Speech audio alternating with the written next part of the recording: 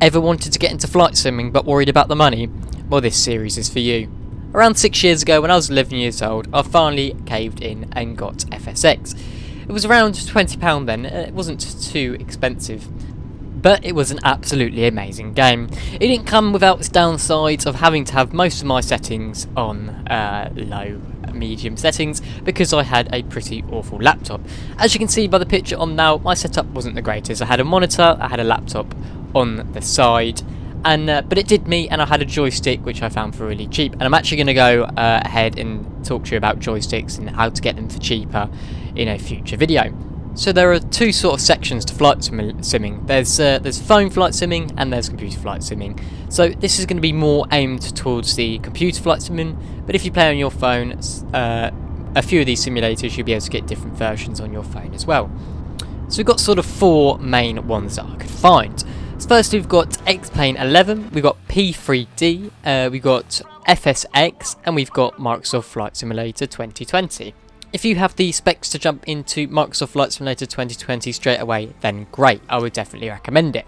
But this video is more to the people who haven't got great specs on their computers and are just starting to begin in the flight simulator. So we're going to narrow it down to these three simulators. So it's FSX, X-Plane 11 and P3D.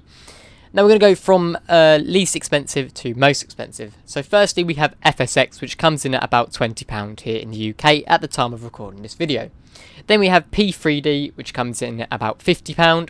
And then we have X-Plane 11, which is a whopping £54.99. So this video is going to be divided into two sections, a very low budget and a low budget. So firstly we're going to have a look at a very low budget. For this section I would definitely recommend Flight Simulator X because there is quite a difference between £20 and £50 for X-Plane, and it's really not worth the difference if you only have a small amount of money. FSX is an absolutely amazing simulator. It's basically how I learnt to fly on the simulator itself.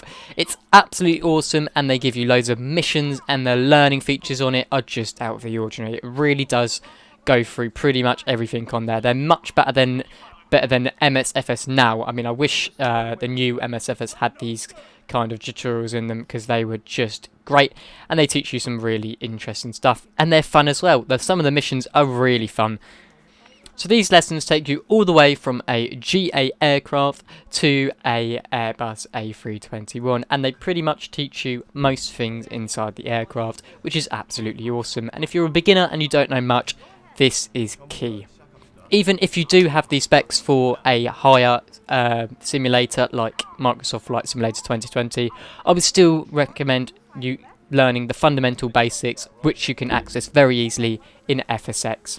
Of course, with any simulator, it does come its downsides. FSX graphics and sort of scenery are pretty damn terrible. Let's just say Microsoft Flight Simulator 2020 beats all of the simulators by far when it comes to graphics. However, the graphics are terrible. I do think the flight school makes up for it and the lessons you have inside. I've had a little look at the X-Plane 11 interface, and they don't seem to have all that much lessons. Much less compared to FSX. So this is your route if you have a very low budget. Buy FSX, it's a pretty damn good simulator, and for its price now at £20, it's absolutely great.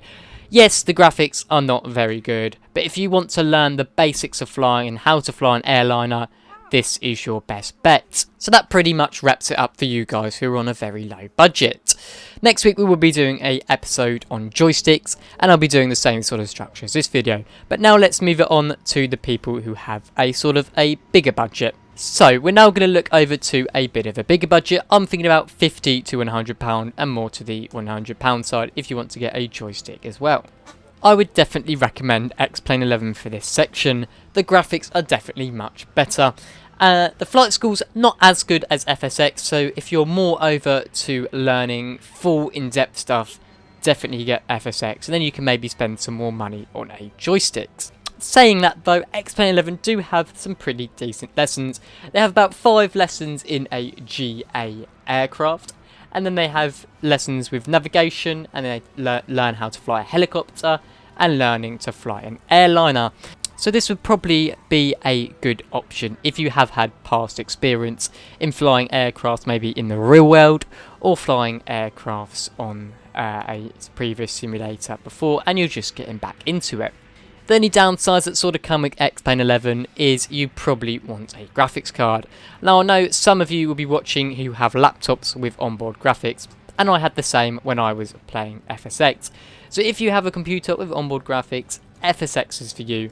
But if you're watching this video and have a higher budget, you might want to invest in a graphics card as well. You can probably grab a cheap one for about £200 and that'll be able to run X-Plane 11 fine. So you're probably guessing why I haven't mentioned P3D. Well, I really don't think P3D is worth it when you've got X-Plane 11 or FSX. There are also other options for mobile phones, like you've got Real Flight Simulator and then you've got Aerofly. But I would really recommend getting a computer-based software because there's only a limited amount of things you can do in one of the mobile sims. So that pretty much wraps up today's video, guys. I really hope you'd enjoy, and I really hope that I have given you some advice on getting into flight simming. In the next video, we'll be looking at joysticks and how to get them on a budget as well. So if you're watching this a little bit later, it may already be out, and I will have it in the description. But if you're watching it when it's just been released, it's not just out yet, but it'll be coming very soon. So make sure to subscribe and turn on post notifications so you can get it when it's straight out. But yeah, guys, I really appreciate you watching this video today, and I really hope that I could have helped you and give you advice in the flight simulating world. But yeah, it's been a pleasure, guys, and I will see you all very, very soon.